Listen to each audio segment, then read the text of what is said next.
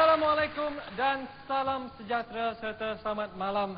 Kita bersiaran langsung dari Kolej Kemahiran Tinggi Mara Pasir Mas, Kelantan.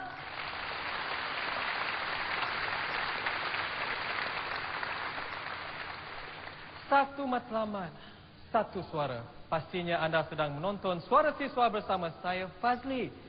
Kali ini kita akan membincangkan isu yang sama hangat didebatkan di dalam forum, di dalam blog, di dalam surat khabar, surat menyurat, dalam SMS yang menyatakan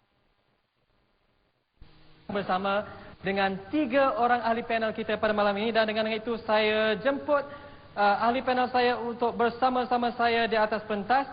Yang pertama saya jemput tuan rumah sendiri, iaitu Saudara Muhammad Zahir Khariri, Presiden Badan Perwakilan Pelajar Kolej Kemahiran Tinggi Mara. Assalamualaikum. Silakan saya. Seterusnya, Saudari Nur Istikharah Muhammad Hairin, Syusra Agung Majlis Perwakilan Pelajar Universiti Malaysia Kelantan. Silakan. Dan tetamu kita yang ketiga, Saudara Nazrul Nizam Abidin, Yang di-Pertua Majlis Penghuni Desa Siswa Murni Nurani, Universiti Sains Malaysia, Kubang Karian.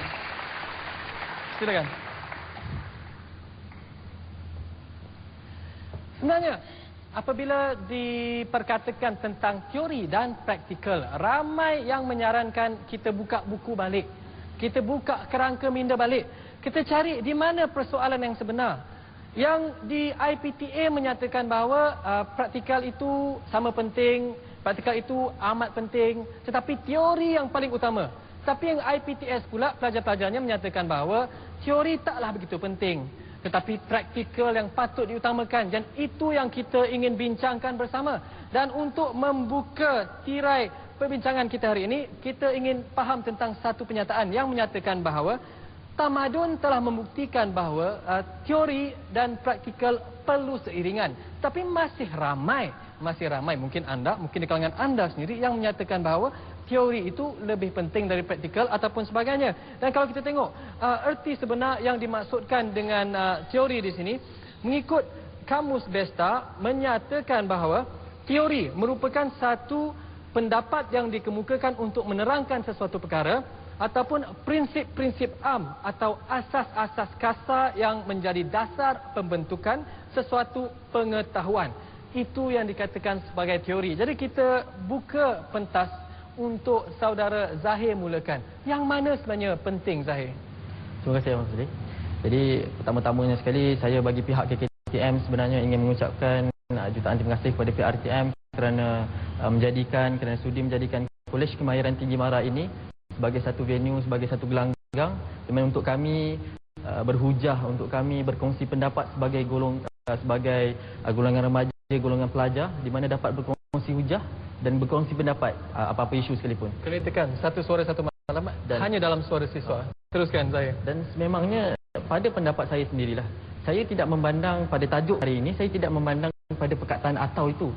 Kerana saya lebih memandang seandainya kita memandang teori, dan saya beranggapan teori dan kemahiran ini merupakan satu perkaitan, merupakan satu hubung kait yang cantik, dan kita sepatutnya memerlukan perkataan atau itu. Tetapi tajuk kita pada hari ini ialah teori atau kemahiran, yang mana lebih penting.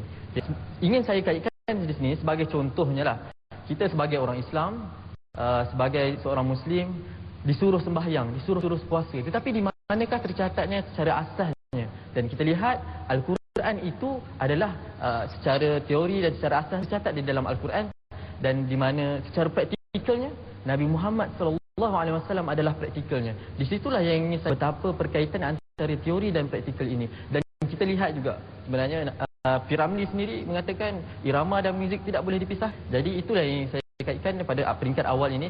Sebenarnya teori dan kemahiran ini mempunyai hubung kait, mempunyai perkaitan yang... Okey, itu jawapan pembukaan daripada dengar pula IS, nama mesranya IS. Apa pendapat IS? Adakah mereka yang seperti yang saya katakan kait mengait perlu memerlukan, ataupun mungkin bagaimana IS?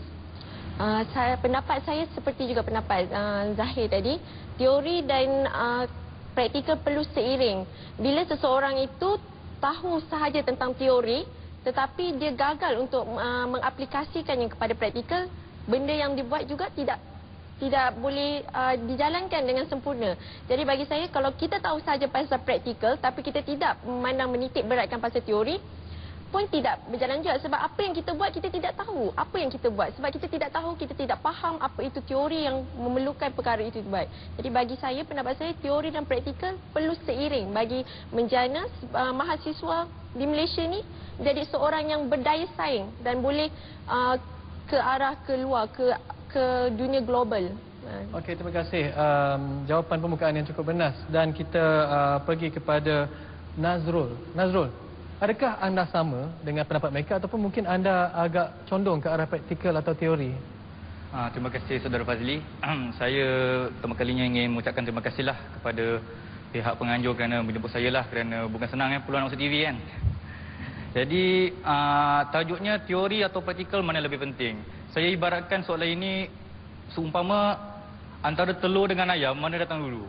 Ada pihak yang akan menyatakan telur datang dulu daripada ayam. Tapi ada pihak juga yang menyatakan ayam akan datang dulu daripada telur. Tapi kedua-dua pihak tak boleh menafikan. Tanpa ayam tak ada telur. Tak ada telur tak ada ayam kan. So benda ni samalah aplikasinya dengan teori dan praktikal. Jadi saya amat bersetujulah dengan pendapat kedua-dua panel jemputan, Saudara Zahid dengan Saudari Is, bahawa praktikal dan teori ni memang tidak dapat dipisahkanlah, seperti irama dan lagu, seperti pantai dengan laut. Tapi kalau anda menyatakan irama dan lagu, kalau anda ingin membuat sebuah lirik, lagunya penting dahulu sebelum lirik. Dan kalau anda membezakan antara telur dan ayam, ini tidak, teori dan praktikal salah satu muncul dahulu. Anda rasa yang mana? Saya rasa benda tu dia tak peribadi. Tapi memang asalnya memang tak terjawablah persoalannya kan, antara telur dengan ayam mana datang dulu, antara musik dan lagu mana penting. Bagaimana kalau saya katakan ada jawapannya yang telah diberikan oleh ramai bloggers-bloggers di kalangan siswa-siswa kita? Ya, memang jawatan, tapi itu berdasarkan mungkin kepada pendapat peribadi. Tapi adakah dia merupakan fakta? Tapi samalah dengan saudara Fazli tadi mengatakan bahawa antara lirik dengan lagu, tanpa lagu kita tak boleh lirik yang baik. Tapi tanpa lirik yang baik, adakah kita mampu menang juara lagu? Itu jawapan daripada saya yang cukup bijak daripada seorang pemimpin pelajar.